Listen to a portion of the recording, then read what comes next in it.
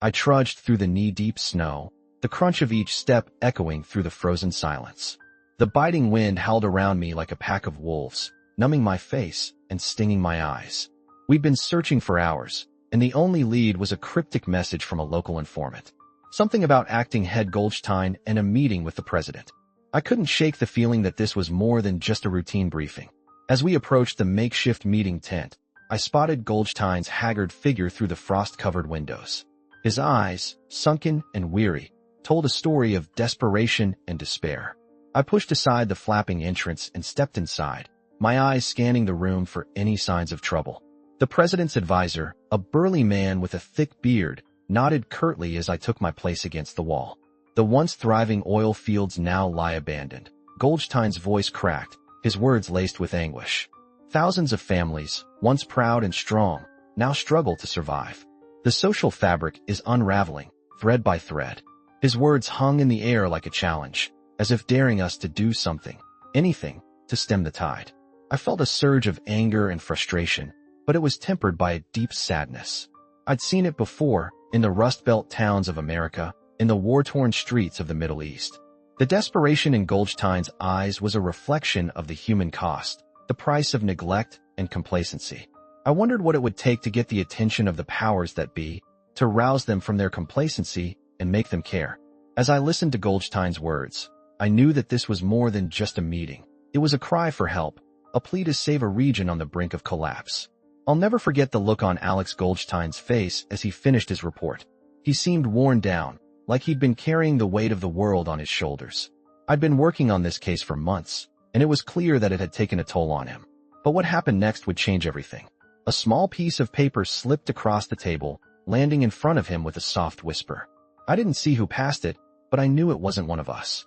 The room fell silent, and for a moment, all I could hear was the hum of the fluorescent lights above. Goldstein's eyes scanned the room, searching for a clue, but there was nothing. No one moved, no one spoke. It was as if time itself had frozen. And then, his eyes landed on the paper. He picked it up, his fingers trembling slightly as he unfolded it. I watched as he read the message, his face paling with every passing second. Sweat began to trickle down my own face, a cold dread creeping up my spine. What had he read? What was happening? The room seemed to shrink, the walls closing in on us. I could feel the weight of the message, the weight of the unknown. Goldstein's eyes locked onto mine, and I saw a flicker of fear.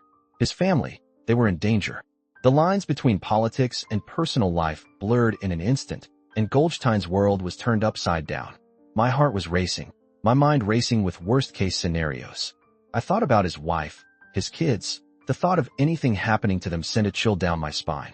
I knew I had to act, to protect them, to protect Goldstein. But for now, we just sat there, frozen in time, waiting for the next move. I remember the sweat beading on my brow as I listened to the radio dispatch. A message had been left at the Goldstein oil field, scrawled on a piece of plywood in red paint. They know. Goldstein's voice was laced with panic as he described the eerie feeling that washed over him when he saw those 3 words. His daughter, Sophia, was a firecracker, always poking around, asking questions. I figured she'd be the first to dig into this. The sun was setting over the vast expanse of oil fields, casting long shadows across the landscape. I knew that look, though, Sophia's determination. I'd seen it before, when she was working on that environmental case. She'd stop at nothing to get to the truth. I could almost see her now, her dark hair tied back in a ponytail, her eyes narrowed as she pored over documents, following a trail of breadcrumbs that led her deeper into the heart of corruption. I watched as she began to investigate her father's past, interviewing old colleagues, scouring through records, and talking to people who knew him back when. I knew she'd hit a wall eventually, but I also knew she'd keep going, driven by a sense of justice. And when she finally uncovered the web of corruption that reached the highest echelons of power, I knew she'd be faced with a choice: loyalty to her father or the truth. My gut twisted in a knot as I thought about it. I'd seen what happened to investigators who got too close to the truth. They got hurt, or worse. But Sophia, she was different. She was driven by a purity of heart, a sense of right and wrong that I admired. I hoped she'd make the right choice, for her own sake, and for the sake of the truth. But I knew it wouldn't be easy. The further she dug, the more she'd risk losing everything. Her father, her reputation, even her life. Deep breath. All right, listen close. This one's etched in my memory like a scar. It was a cold winter morning, the kind where the air freezes your lungs. I was driving down a rural stretch of road, nothing but snow-covered trees and the occasional farmhouse. My radio crackled to life, dispatch's voice calm, but urgent. "Deputy, we have a situation. Sofia Petrova, a local journalist, has gone missing. Last seen leaving her apartment in Syktyv car." My heart started racing like a wild animal. I knew the name. She'd been poking around, asking questions about the local government's dealings. Word was, she'd stumbled onto something big. I thought back to the countless times I'd warned her to back off. Now it was too late. My gut told me she was in grave danger.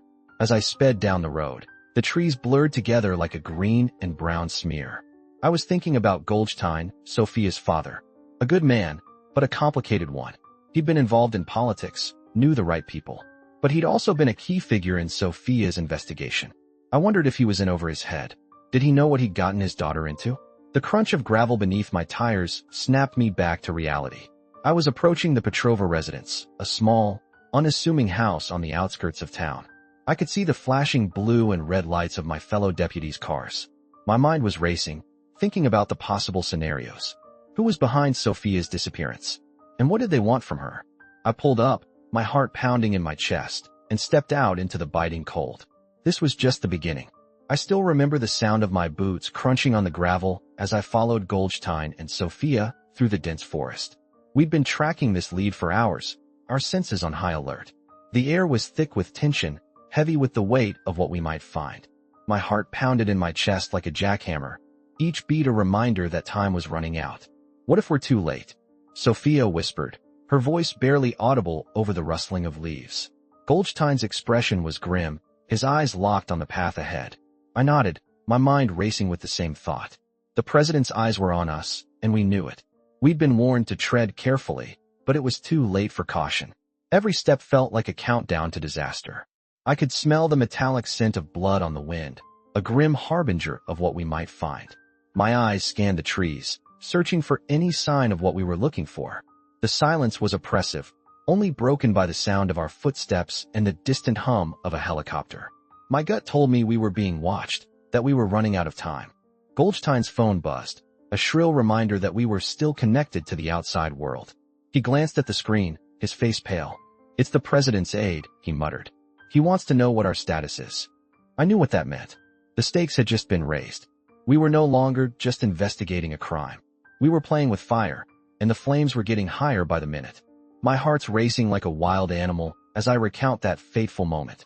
I'm back in the dimly lit alleyway, the sound of crunching gravel beneath our boots the only thing breaking the silence.